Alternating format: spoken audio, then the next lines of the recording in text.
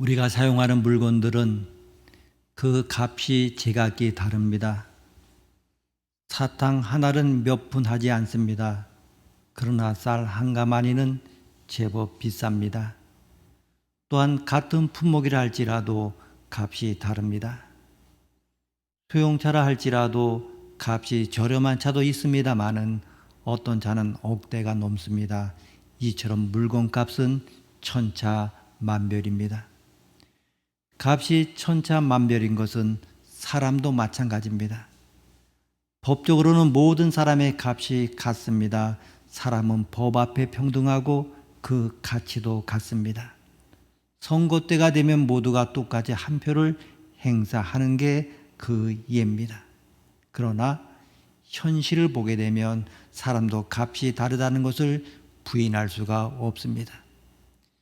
미국 대통령들을 보게 되면 클린턴뿐만 아니라 여러 대통령들이 퇴임한 후에 한 번 강연에 무려 100만 달러 이상을 받기도 합니다.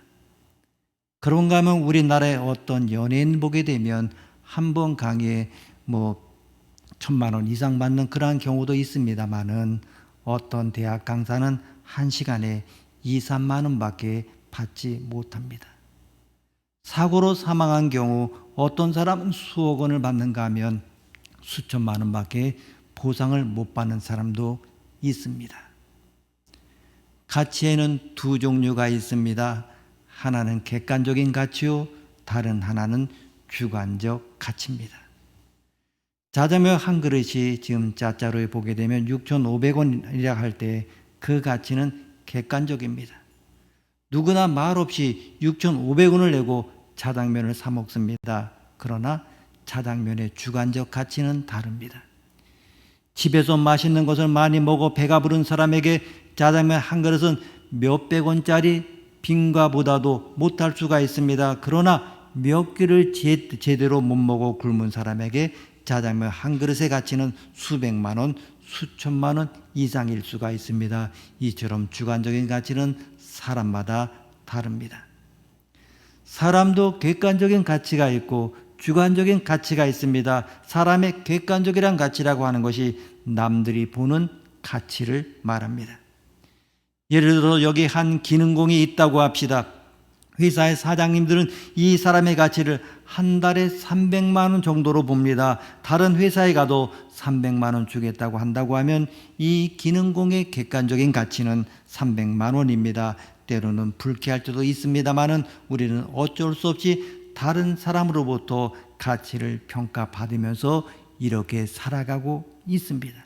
이것이 바로 현실입니다. 난 남들이 어떻게 보든 상관이 없어. 난 내 기분으로 살아. 이렇게 말씀하실 분도 계십니다만은 그러나 우리가 그것을 받아들이든 받아들이지 않든 세상은 우리를 평가하고 있습니다.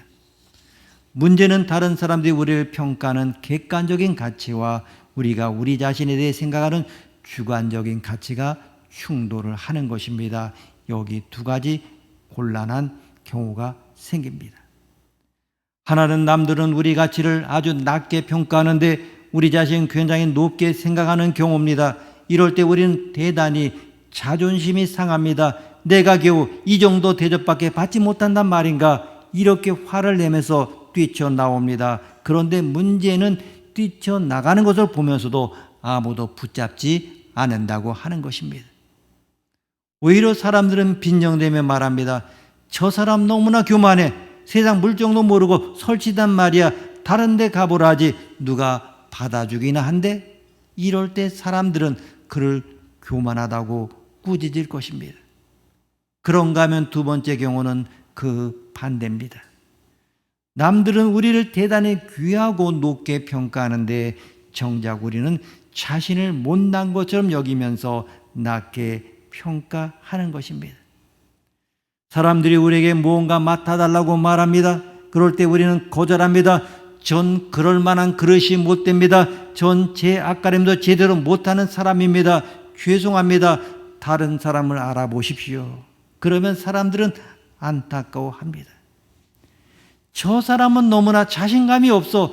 참 재주도 많고 참으로 좋은 사람인데 열등감이 너무나 크단 말이야.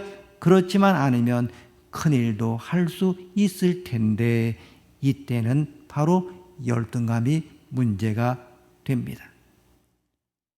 성도 여러분, 여러분 이 두 가지 경우 중에서 어느 쪽이 더 가까우십니까? 이렇게 질문하면 어떤 분들은 말씀하실 것입니다.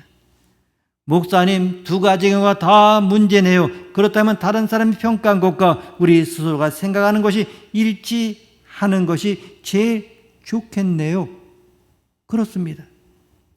회사에서 한 달에 300만 원 드리겠습니다고 할 때 그래, 그 정도면 내 가치로 적당하지, 이렇게 맞아 떨어지면 참으로 좋습니다. 그러나 여기도 문제가 있습니다. 그것은 우리 스스로도 우리의 가치를 확정할 수가 없다고 하는 것입니다. 어떤 때는 우리 자신이 매우 고귀하게 여겨집니다. 그러나 어떤 때는 형편이 없게 여겨집니다. 그래서 때로 우리 자신이 우리 가치를 제대로 알지 못할 때가 있습니다. 여러분 한번 다윗을 보십시오.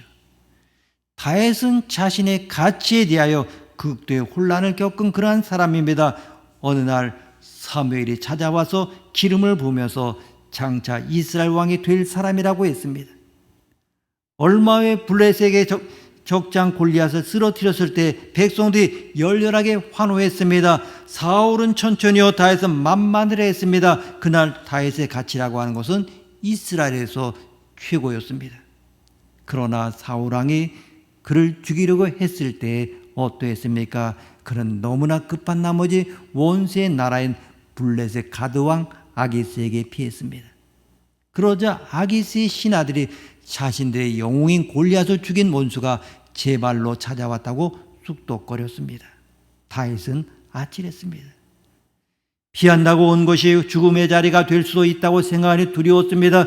그는 그 위기를 모면하기 위해서 침을 질질 흘리면서 미친 사람 흉내를 냈습니다. 아게스는 다윗을 미친 것으로 여기고 추방했고 그는 간신히 목숨을 건지게 되었습니다. 여러분, 침을 흘리면서 미친 사람 흉내를 낼 때 그 마음이 어떠했겠습니까? 그 비참함이 어떠했겠습니까? 그때 다윗은 온 세상에서 가장 싸구려로 여겨졌을 것입니다. 우리가 성경을 보게 되면 이런 가치의 혼란을 겪은 사람이 참으로 많이 있습니다. 요셉도 그렇지 않습니까? 어려서 채색 옷을 입고 호강할 때의 요셉과 보디발의 집에서 노예가 되어 살 때 요셉을 한번 비교해 보십시오. 자신의 가치에 대한 혼란이 얼마나 컸겠습니까? 사람이 자신의 가치에 대하여 확신을 가지는 것 너무나 중요합니다. 이 문제에 올바른 판단이 없다고 하면 바른 삶을 살 수가 없습니다. 열등감이 심한 사람 삶을 포기합니다. 반면에 자신의 가치를 과대평가하는 사람은 모든 사람에게 거부당하기 십상입니다. 거만한 사람을 좋아할 사람은 아무도 없습니다. 그렇다면 어떻게 하면 좋겠습니까? 이때 우리는 우리의 가치를 정확하게 판단할 최고의 감정사를 만나야 합니다. 그가 누굽니까? 다름 아닌 아버지 하나님이십니다. 하나님은 최고의 인생 감정사입니다. 하나님의 감정은 대단히 정확합니다. 그 이유는 하나님은 우리의 창조주이시기 때문입니다. 우리 자신을 하나님보다 더 정확히 아는 존재는 없습니다. 하나님께서는 우리가 우리 자신을 알고 있는 것보다도 더 정확하게 우리들을 알고 계십니다. 하나님께서 우리 값을 정하신다고 하면 그것은 최종 값입니다. 오늘 읽은 말씀은 우리 값을 깨닫게 해주는 말씀입니다. 하나님의 말씀은 우리의 가치에 대하여 뭐라고 말씀하고 있습니까? 첫 번째로 우리의 가치는 형편없는 질그릇과 같습니다. 7절 전반부를 보면 우리가 이 보배를 질그릇에 가졌다고 했습니다. 여러분, 이 질그릇이 나타내는 것이 무엇입니까? 그것은 우선 싸다고 하는 것입니다.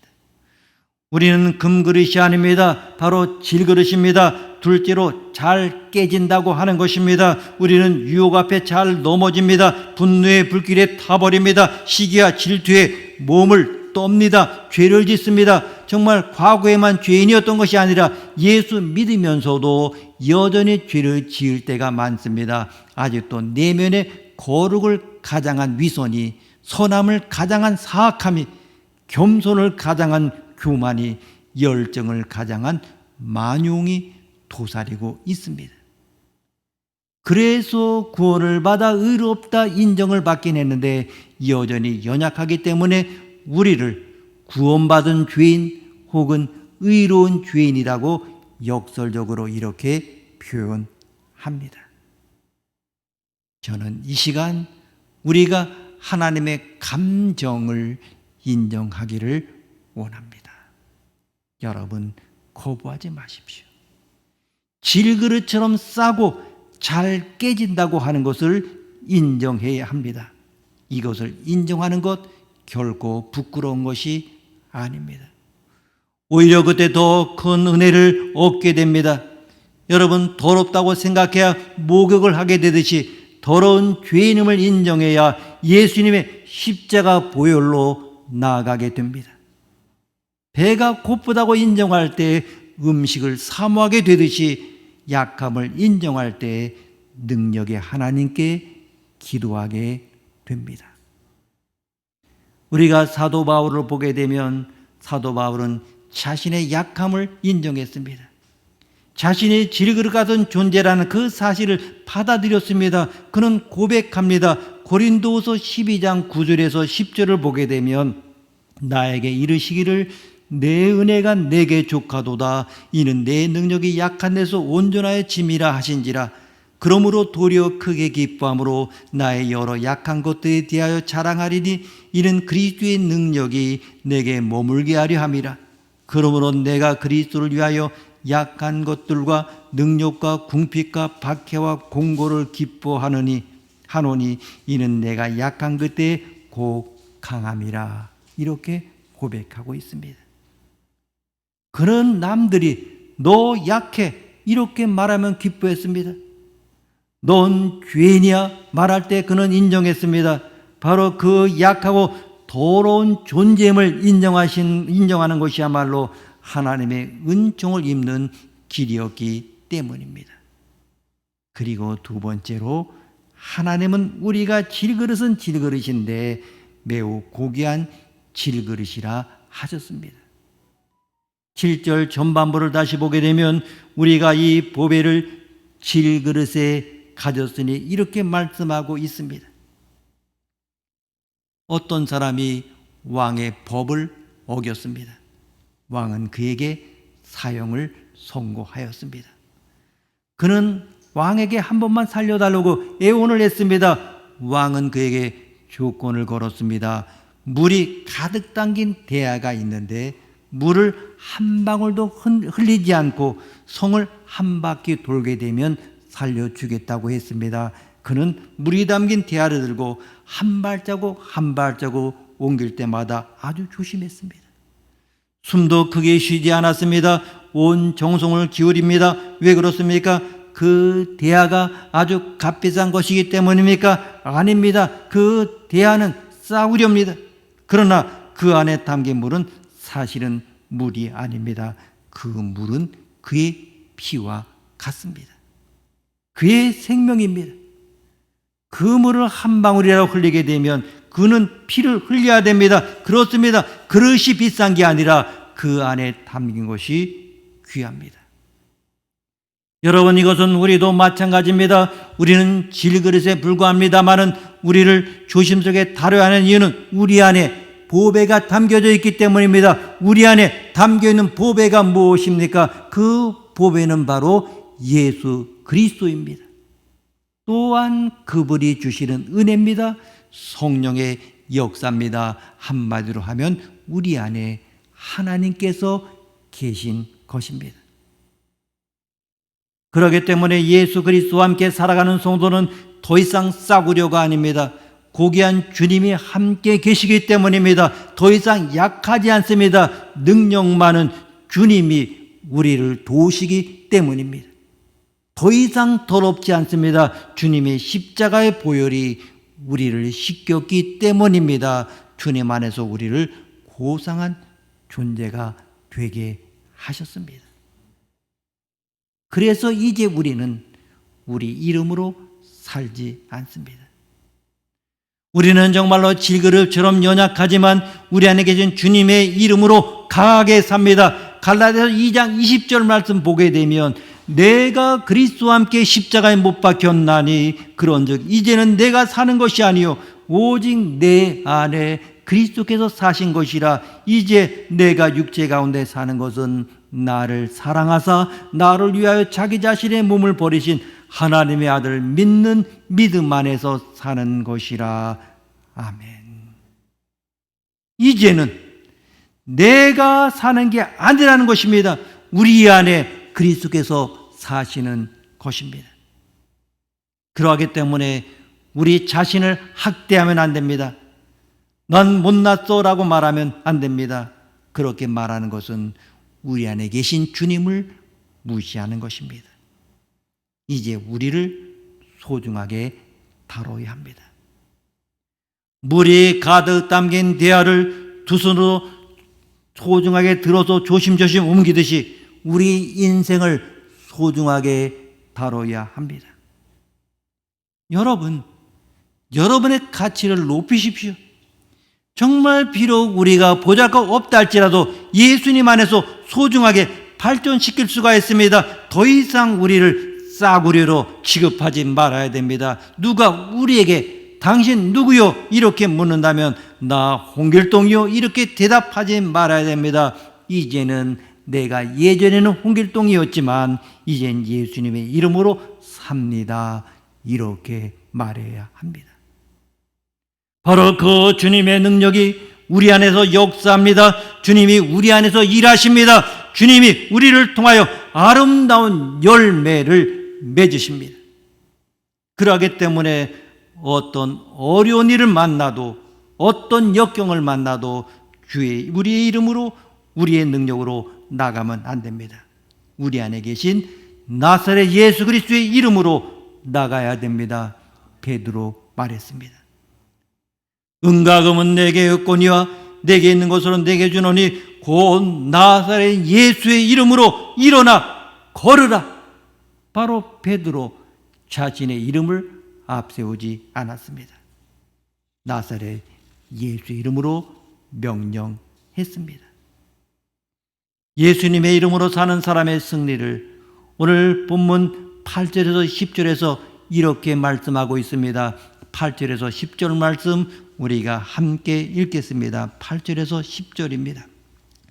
우리가 사방으로 우겨쌈을 당하여도 쌓이지 아니하며 답답한 일을 당하여도 낙심하지 아니하며 박해를 받아도 버림받지 아니하며 거꾸로 뜨림을 당하여도 망하지 아니하고 우리가 항상 예수의 죽음을 몸에 짊어짐은 예수의 생명이 또한 우리 몸에 나타나게 하려 함이라. 아멘. 이런 승리가 여러분에게 있기를 원합니다. 또 가치와 관련해서 드릴 말씀이 있습니다. 그것은 가치란 시간에 따라서 달라진다고 하는 것입니다. 시간이 가면 갈수록 값이 떨어지는 것이 있습니다. 우리의 몸이 그렇습니다. 운동선수들에게 몸값이 있습니다. 그러나 몸값은 갈수록 떨어집니다. 그러나 선수들의 몸값이 언젠가는 아주 싸구려가 될 것입니다. 선수들이 나이가 많이 들고 힘이 줄어들면 아무도 사려고 하지 않을 것입니다. 그런가 하면 시간이 가면 갈수록 값이 더 나가는 것이 있습니다. 여러분, 예전에 사용하던 초등학교 1학년 국어 교과서 생각나십니까? 아버지 아버지 우리 아버지, 어머니 어머니 우리 어머니. 그 책을 지금 가지고 계십니까? 아마 다 버리셨을 것입니다. 그런데 그 보잘것없는 교과서가 지금은 몇백만 원 호가한다고 합니다. 그때는 몇 푼 하지 않았습니다마는 지금은 고가가 되었습니다. 여러분, 우리의 몸값은 갈수록 떨어집니다. 기억력도 감퇴하고 힘도 줄어듭니다. 늙어갑니다. 그러나 시간이 갈수록 값이 높아지는 것이 있습니다. 그것은 바로 영혼의 값입니다. 여러분, 이 몸값을 높이려고 하지 말고 영혼의 값을 높이십시오. 아무리 뛰고 흔들어도 몸값은 떨어지게 되어져 있습니다. 그러나 영혼의 값은 얼마든지 높일 수가 있습니다. 고귀한 영혼, 아름다운 인격, 고상한 신앙을 가지십시오. 그래서 오늘 본문 다음을 보면 이런 말씀이 있습니다. 16절 말씀 함께 읽습니다. 16절입니다. 그러므로 우리가 낙심하지 아니하노니 우리의 겉사람은 낡아지나 우리의 속사람은 날로 새로워지도다. 아멘. 무엇입니까? 겉은 몸을 말하고 속은 영혼을 말합니다. 속은 날로 새롭다. 여러분의 영혼의 값이 날마다 높아지기를 원합니다. 자신의 질그릇처럼 보잘것없는 존재임을 아는 사람, 그러나 그 안에 보배이신 주님으로 말미암아 대단한 존귀한 존재임을 알고 그 능력으로 사는 사람은 그 어떤 때라도 자신을 자랑하지 않습니다. 그 대신 우리 안에 계신 주님을 자랑합니다. 그래서 사도 바울은 5절에서 이렇게 고백했습니다. 5절 말씀 함께 읽습니다. 5절입니다. 우리는 우리를 전파하는 것이 아니라 오직 그리스도 예수의 주 되신 것과 또 예수를 위하여 우리가 너희의 종된 것을 전파함이라. 아멘. 자신의 이름을 전파하지 않습니다. 자기를 자랑하지 않습니다. 우리를 여기까지 사랑으로 인도하신 주 예수님을 자랑합니다. 오직 주님의 영광만 찬양합니다. 이것이 바로 올바른 성도의 삶입니다. 그리고 무엇보다도 주님을 붙드십시오. 사랑하십시오. 보배이신 주님을 떠나면, 주님을 잃으면 우리는 그날로 깨진 질그릇이 될 것입니다. 일평생 주님과 함께 고귀한 질그릇으로 살아가기를 축복합니다. 기도하시겠습니다. 하나님 아버지, 무엇보다 주님을 사랑하며 영혼의 가치를 높이게 하옵소서. 일평생 주님과 함께 고귀한 질그릇으로 살면서 주 예수님을 자랑하고 주님의 영광만 찬양하게 하옵소서. 존귀하신 예수님의 이름으로 기도드립니다. 아멘.